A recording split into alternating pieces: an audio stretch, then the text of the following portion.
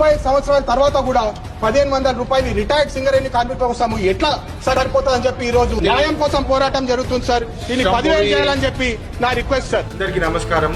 నిన్న సింగరేణి కాలనీస్ నుంచి Godavari valley mines ఏదైతే ఇవన్నీ వస్తాయో సింగరేణి మైన్స్, వాటి నుంచి ప్రతి టన్ను మీద 20 రూపాయలు కార్పొరేట్ పెన్షన్ ఫండ్ కి కేటాయించాలని చెప్పి నిన్న ఆదేశాలు ఇవ్వడం జరిగింది. దీంతో సింగరేణి పెన్షన్ ఫండ్ కి దాదాపు 140 కోట్ల రూపాయలు పెన్షన్ ఫండ్ కి కేటాయించడం జరుగుతుందని చెప్పి మీ అందరికీ ఈ సందర్భంగా తెలియజేస్తున్నాము. మన పోరాటము నడుస్తూనే ఉంటది. ఈ సింగరేణి రిటైర్డ్ కార్మికులకు నెలకి 10,000 రూపాయలు వచ్చేదాకా మన పోరాటం నడుస్తూనే ఉంటది. అందరికీ కార్మికులకు, రిటైర్డ్ కార్మికులకు న్యాయం చేస్తామని చెప్పి మళ్ళొకసారి నేను హామీ ఇస్తున్నాను. జై హింద్, జై సింగరేణి.